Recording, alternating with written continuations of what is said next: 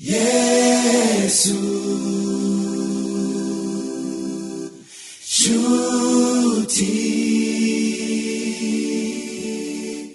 nizera Yesu shuti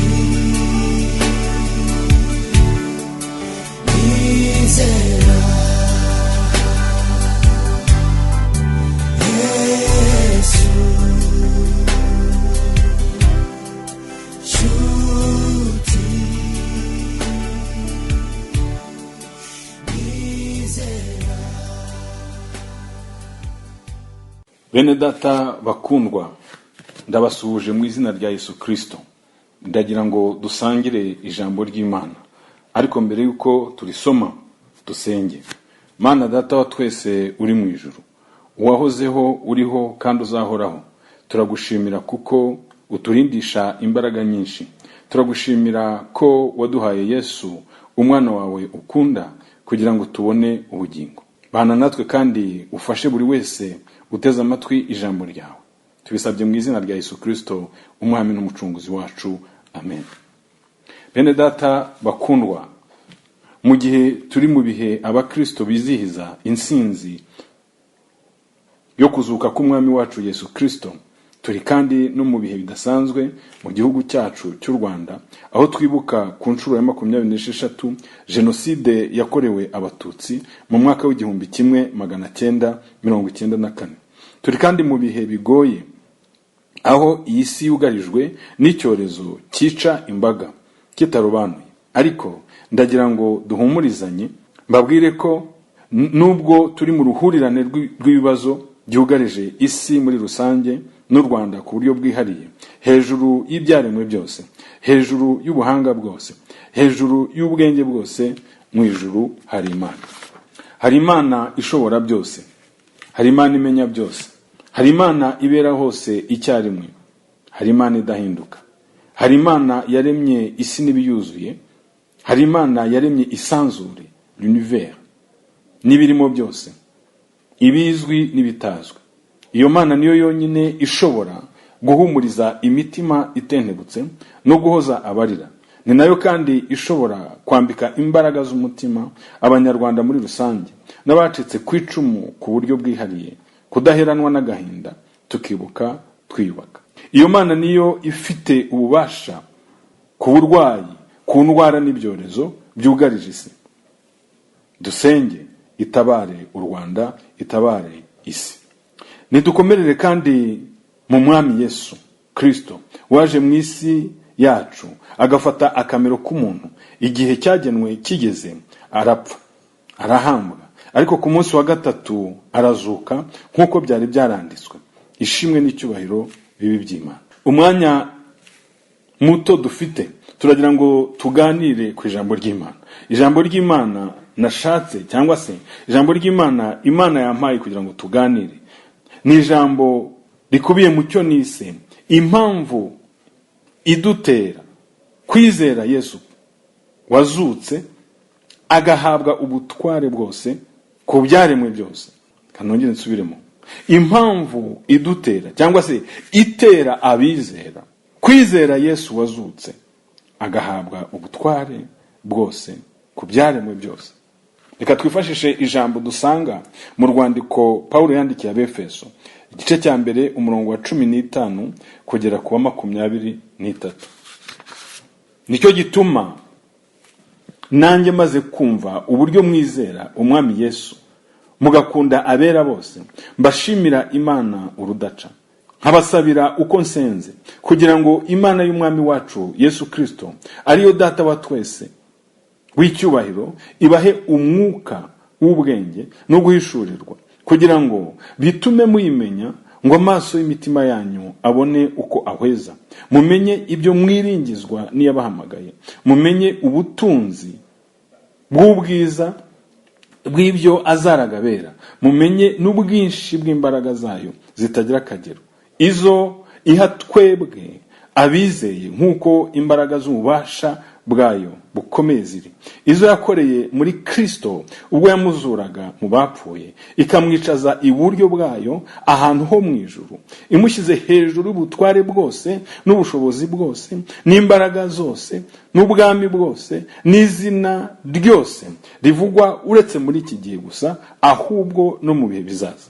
Kandi yamuhaye gutwara byose, ibishyira munsi y'ibirenge bye, imuha itorero ngo abe umutwe waryo usumba byose. Uru rwandiko Pawulo yandikiye Abefeso ni rumwe mu nzandiko Pawulo yanditse ari mu nzu y'imbohe. Impamvu nyamukuru yateye Pawulo kwandika uru rwandiko kwari ugusobanurira Abefeso umugambi ukubiye mu bushake bw'Imana bwo guhuza abari mu ijuru no mu isi bakaba munsi y'ubutware bwa Yesu. Mu Gifaransa, c'est le plan éternel de Dieu qui vise à réunir tous ceux qui sont dans les cieux et sur la terre sous un seul chef, le Christ. Bene data bakundwa, hari ubwiza n'icyubahiro bya Yesu Kristo bitarahishurwa, kandi itorero ry'Imana tubitegerezanya amatsiko kubera impamvu nyinshi. Hari impamvu nyinshi zidutera gutegereza wa munsi, cya gitondo gitangaje gihebuje. Ntabwo twazivuga ngo tuzirangize, ni nyinshi cyane impamvu zituma twizera, ariko reka mvugemo eshanu. Iya mbere ni Yesu wenyine utanga agakiza. Nta rundi agakiza kabonerwamo, kuko nta rindi zina munsi y'ijuru ryahawe abantu dukwiriye gukirizwamo. Aya magambo turayasanga mu byakozwe n'intumwa ibice 4 umurongo wa 12.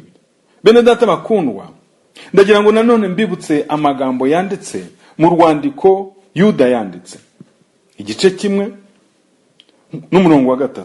Yanditse aya magambo: bakundwa, ubwo nagiraga umwete wo kubandikira iby'agakiza dusangiye, niyumvisemo ko mpaswe kubahugura kugira ngo mushishikarire kumenya ibyo kwizera abera bahawe rimwe bakageza iteka ryose. Yesu Kristo twizere, Yesu Kristo twizera ni impano y'Imana twahawe rimwe by'iteka ryose. Umukristo wese umwizera nyakuri agomba kumenya adashidikanya iby'agakiza twahawe n'Imana akakagenderamo, kuko uyu mwanditsi akomeza avuga ko hari bamwe baseseye muri mwe, ariko bena bagenewe gucirwaho iteka. Akomeza avuga ko ari abantu batubaha Imana, bahindura ubuntu bw'Imana yacu isoni nke, bakihakana Yesu Kristo ari we wenyine databuja. Impamvu ya kabiri idutera kwizera Yesu Kristo wazutse nuko nk'uko bivugwa yanditse, Yesu Kristo yatsinze urupfu. Umuhanuzi Yesaya yari yarabihanuye mu myaka myinshi yabanjirije kuza kwa Kristo.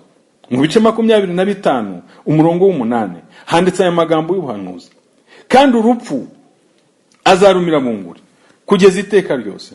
Uwiteka Imana izahanagura amarira ku maso yose n'igitutsi batuka ubwoko bwayo. Azagikura ku isi hose, Uwiteka ni ubivuze. Nuko uwo munsi bazavuga ngo iyi niyo Mana yacu twategerezaga, niyo izadukiza, uyu niwe Uwiteka twategerezaga. Tuzanezerwa twishimira agakiza ke. Imana ishimwe. Yesu Kristo yagaragaje ububasha bwe ku rupfu ubwo yari hano mu isi. Yesu Kristo yinjiye mu isi y'abapfuye, reka bari mvugo nkoresha, azura abapfuye arongera baha ubuzima. Reka ntange ingero 3 hangaha. Yesu yazuye umukobwa wa Yayiro, tumwa bwiza nk'uko bwanditswe na Matayo ibice 9 umurongo wa 18 kugeza kuri 25. Yesu yazuye umwana w'umupfakazi wo mu mudugudu w'Inayini, Luka 7:11 kugeza kuri 15. Yesu yazuye Lazaro. Izi nkuru razisanga mu butumwa bwiza nk'uko bwanditswe na Yohana ibice 11 umurongo wa 1 kugeza kwa 44. Izo ni impamvu zitugaragariza ko kwizera Yesu ni isumbwe risumba ibindi byose. Yari afite ububasha ku rupfu. Impamvu ya gatatu ijya gusa n'iyi tumaze kuvuga, Yesu niwe ufite urufunguzo rwa rupfu na kuzimu, kandi azahamagara abapfiriye muri we bose bazumva ijwi rye bave mu bituro. Mu butumwa bwiza Yesu ahamya ko ubutware bwe bwavuye ku Mana. Yohana ibice 5 umurongo wa 28 kugeza ku 29 handitswe aya magambo: ntimutangazwe n'ibyo, kuko igihe kizaza ubwo abari mu bituro bose bazumva ijwi rye bakavamo, abakoze ibyiza bakazukira ubugingo, naho abakoze ibibi bakazukira gucirwaho iteka.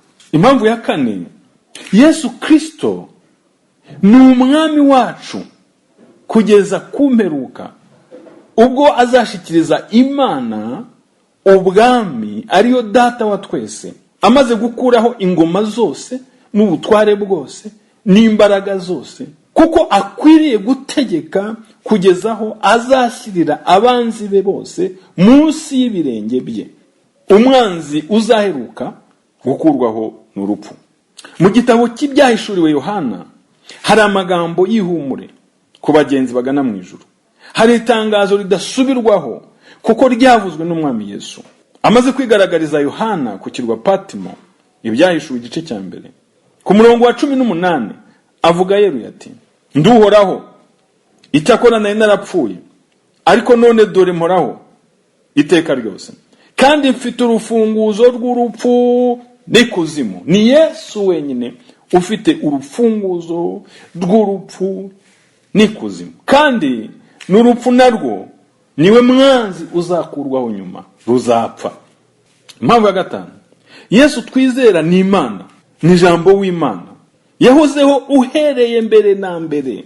Ibyanditswe byera, byaba isezerano rya kera, byaba isezerano rishya, bihamya ko Yesu yahozeho uhereye mbere na mbere. Umwami Yesu yihishurira abatuye isi, yihishuriye abahanuzi, abanditsi mu buryo butandukanye. Iyo dusomye amagambo y'Imana dusanga mu butumwa bwiza bwanditswe n'intumwa Yohana igice cya mbere umurongo wa 1 kugeza ku wa 5, hari amagambo meza abenshi muri twe tuzi. Handitse aya magambo: mbere na mbere hariho jambo, jambo uwo yahoranye n'Imana, kandi jambo uwo yari Imana. Uwo yahoranye n'Imana mbere na mbere. Ibintu byose niwe wabiremye, ndetse mu byaremwe byose nta na kimwe kitaremwe nawe. Muri we harimo ubugingo, kandi ubwo bugingo bwari umucyo w'abantu. Uwo mucyo uvira mu mwijima, ariko umwijima ntiwawumenya. Iyo usomye andi magambo ajya gusa n'aya ngaya mu rwandiko rwandikiwe Abaheburayo igice cya mbere nanone umurongo wa 1 kugeza ku wa 3, hari aya magambo: kera Imana yavuganiye n'abasogokuruza mu kanwa k'abahanuzi mu bihe byinshi no mu buryo bwinshi. Naho muri iyi minsi y'imperuka yavuganiye natwe mu kanwa k'umwana wayo, uwo yashyiriyeho kuba umuragwa wa byose, ari we yaremesheje isi. Uwo kuko ari ukurabagirana k'ubwiza bwayo n'ishusho ya kamere yayo, kandi akaba ari we uramiza byose ijambo ry'imbaraga ze, amaze kweza no gukuraho ibyaha byacu, yicara iburyo bwikomeye cyane yo mu ijuru. Amen.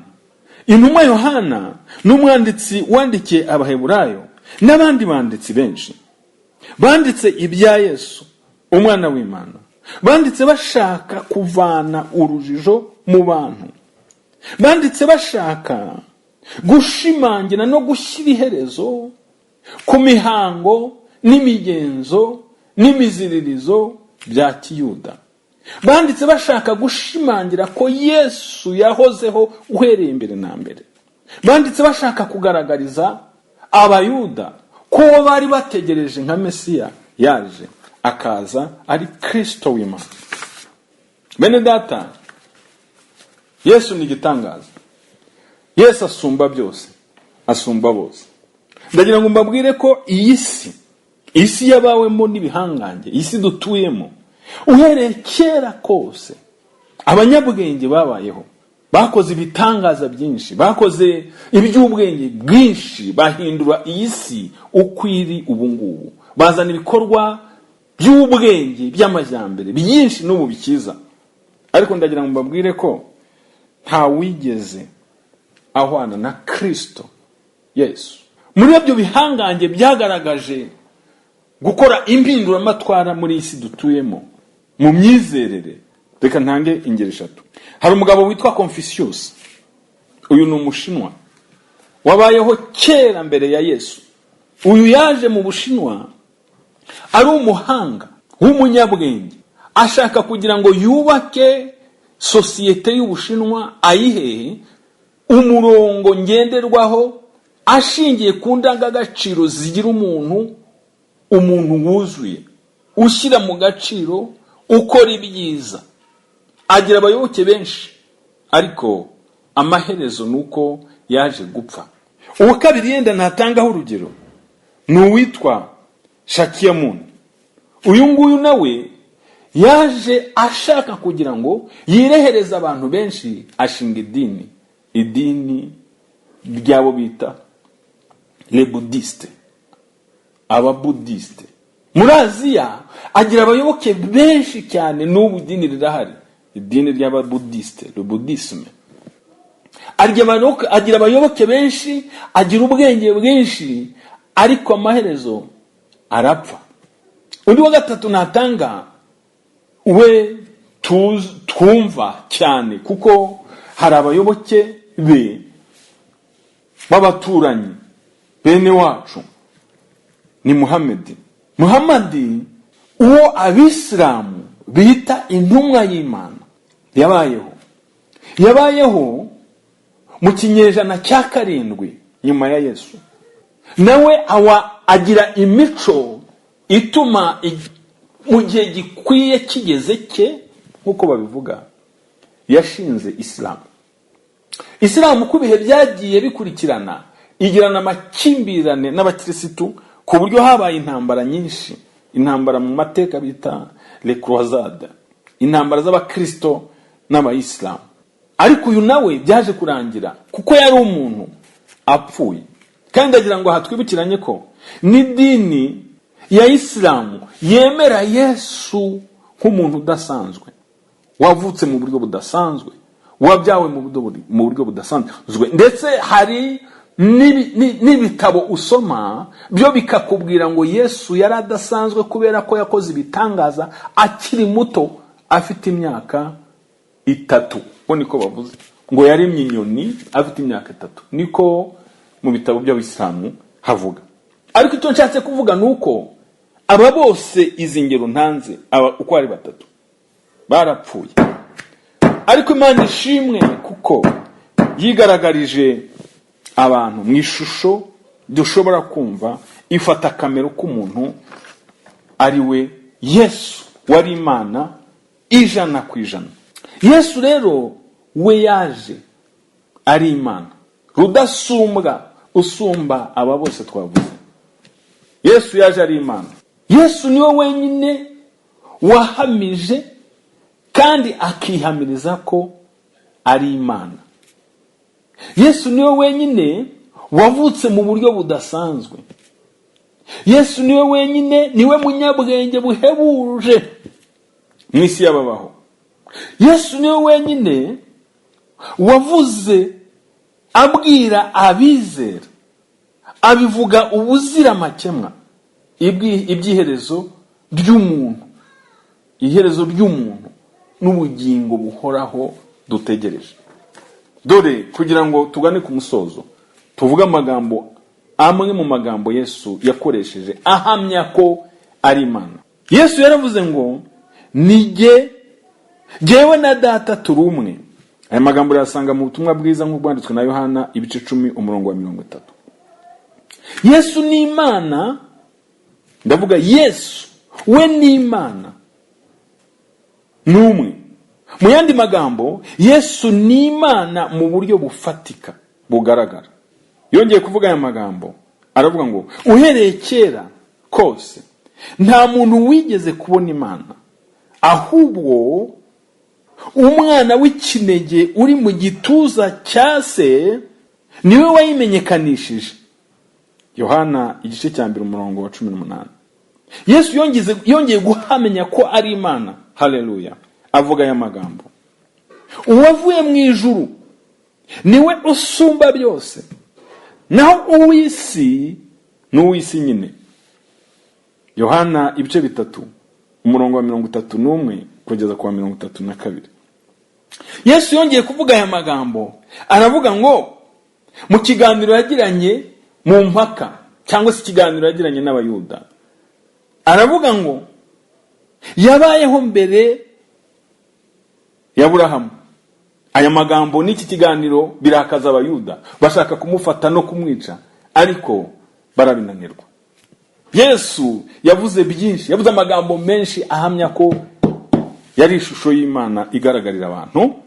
Avuga aya magambo, aravuga ngo nige nzira n'ukuri n'ubugingo, nta ujya kwa data ntamujyanye, kandi ubonye data umbonye ababonye Imana, ababonye data. Aya magambo yasoma mu butumwa bwiza bwa Yohana ibice 14 umurongo wa 6 kugeza ku 14. Yohana intumwa yagaragaje Yesu nk'Imana, Imana ishimwe. Yari mu mwuka w'Imana wamuhishuriye Yesu nk'Imana, aramwandika mu buryo bwagutse, agaragaza ko Yesu ari Imana. Bene data, icyo dusabwa abizera muri ubu bugingo bwa none, muri ubu buzima tubamo dutegereje kuzabana na Yesu, turasabwa byinshi, ariko reka mvuge bibiri, ubundi ni byinshi. Turasabwa kurushaho kugira umwete wo gukomeza guhamagarwa kwacu. Turasabwa kurushaho kwizera.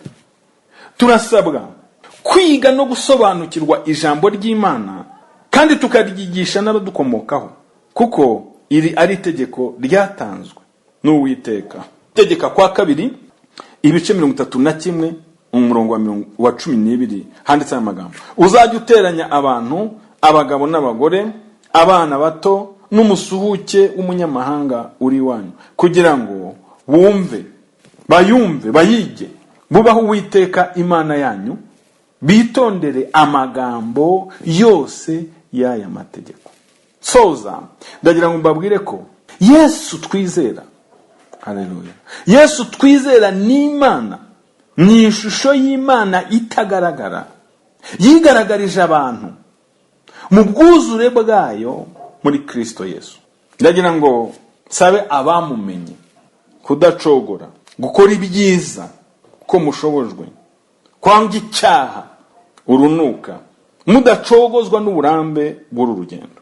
Naho abumva iki kiganiro, iri jambo ry'Imana, batizera Kristo, abo dukunze kwita abapagani, ndagira ngo mbabwire ko mbatume mukore ubushakashatsi, musome ibitabo, iby'amateka, iby'ubuhanga, les livres scientifiques, les livres historiques. Yego muzahura na byinshi, hari abahanga muzabona batemera Imana, ibyo nta gitangaza kirimo, ariko hari n'abandi bahanga, les scientifiques, les savants, bemera Imana.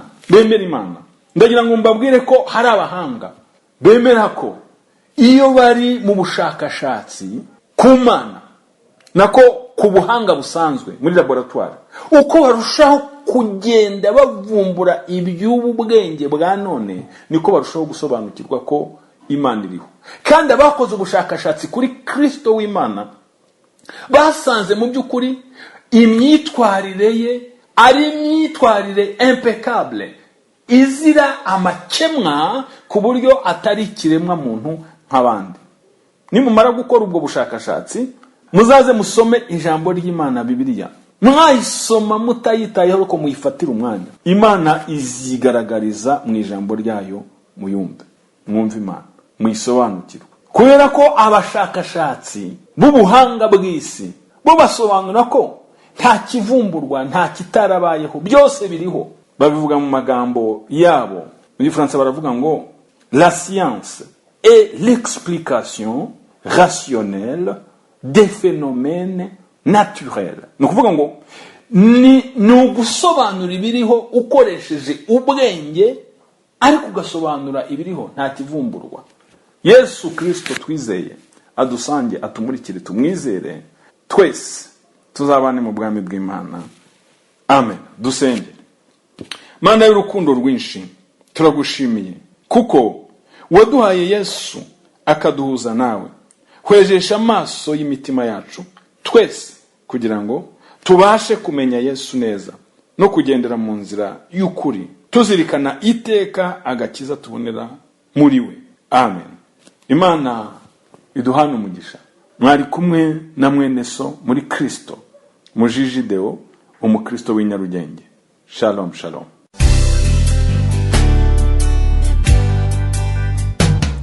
Ankomeza amagatenebutse, asubiza intege mu bugingo,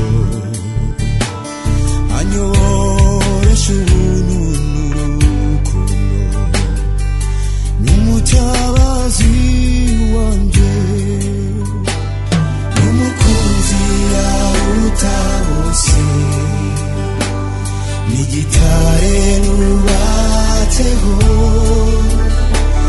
n'umukunzi aruta bose, n'inshuti nizera, n'umukunzi aruta bose, n'igitare nubatseho, n'umukunzi aruta bose, n'inshuti